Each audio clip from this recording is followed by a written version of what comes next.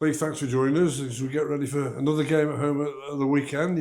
You've really just come through a demanding set of fixtures. How frustrating has it been for everybody connected with the club that you've been dropping points when you shouldn't have been? Yeah, well, you say shouldn't have been.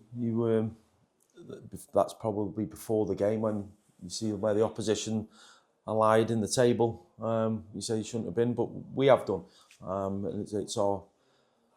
It's our responses now to try and improve in the area in terms of getting clean sheets. That's what we need to do. I think we're second best for goals scored in the last 11, 12 games. So it's an obvious area we've got to improve on, and it's not from the lack of trying from the players. You go through the stats of things, and we're quite good at it in terms of defending in and around the box. But we just got to see out them final moments. But we have left points out there, that's for sure. But 21 games to go, plenty of points to play for. And we'll keep doing what we've been doing. So we were in a slightly different position this time last year and had a big fall off. But I keep saying, let's go about our business quietly. Let's stick together. Let's show the fans what it means to us in terms of performing, particularly at home. They've seen plenty of goals, I must say, but it's just the wins. We're unbeaten in so many games, but it's the wins that we need to pick up. As a manager and a coaching staff as well, how do you go about sort of working with the players when they will be disappointed that when they look to be in a winning position that it was taken away from them? So what can you do? Yeah, but it's just trying to put them in them situations of when goals have been conceded, going through it, getting the responses from the players, the buy-in from the players in terms of us all taking collective responsibility to make them situations better. And that's the main thing really, and the focus on trying to achieve what we want to do and trying to get into them playoffs, and that should be a driving factor in from all of us, attacking and defending. That should be the driving factor, and knowing that we can't have these moments of switch off that are going to cost us points in the end. The January window seems to be moving fast. I think you're nearly halfway through it already. Yeah. Any updates, anything moving about, ins and outs? You've got a couple of players already in. Anything developing sooner rather than later? No, I think it's going to be looking unlikely that we'll be bringing players in. There'll be players that will go out on loan who need football, but it's looking unlikely that we're going to be able to bring any more in. But we're still working on it in terms of what might happen right towards the end.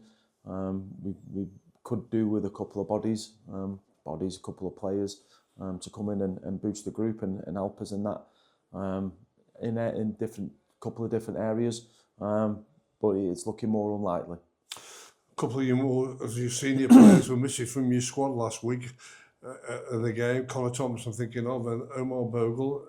Any sign of those being ready for you, or anything happening with No, it'll probably be a couple more weeks for those boys until we see them back. Look, everyone's trying the best to stay fit and get on the pitch, and Connor showed a real commitment to be involved in the squad. So everyone's trying. He was out jogging yesterday, so we'll see where we are in a couple of weeks. Because, like I say, we need them players. Any progress with the long-term lads? Are they getting anywhere nearer? Well, Shiloh's been out doing a little bit of jogging. I think he's kicked a couple of footballs, but again, it's steady with Shiloh with the injury that he had. Joel Tabner's been and seen the surgeon. He's really pleased with Joel. He's got on with his rehab really well. Jack is back out running. We've got to get him fit. We've got to make sure his numbers are up in terms of in and around his knee. He knows that. He's got to work extremely hard as an individual. Otherwise, the relapse that we've had with it is going to occur again. So he's got to work extremely hard with that. I'm not sure I'm missing anybody there, am I? I don't think so. Yeah, no. So look, the long term of the long term. Jack Lancaster, Tez, everyone saw him, didn't they, on Saturday? And hopefully he gets that boot off in about another 10 days, and then we can really start up in his rehab to try and get him involved again.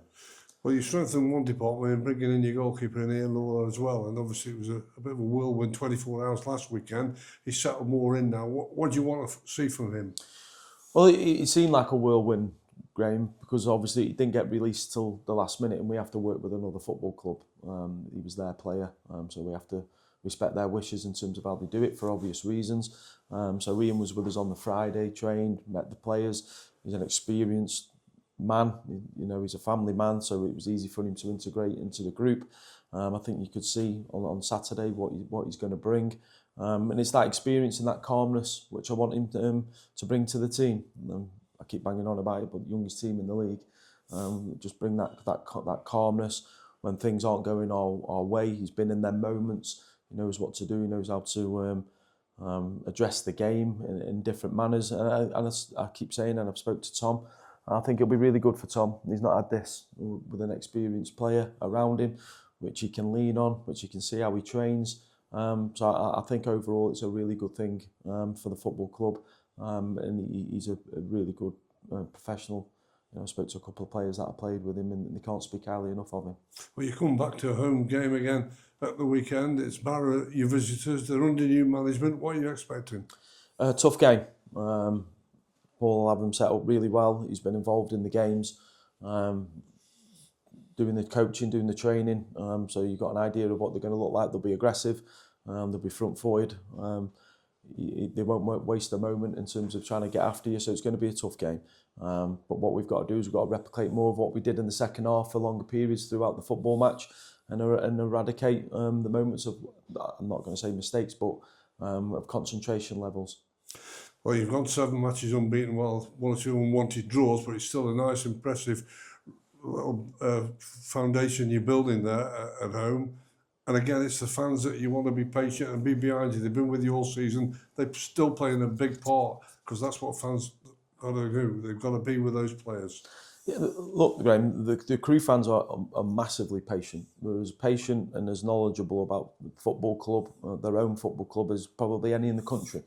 They want to see the identification of the club seen through in terms of the young players. They can see that.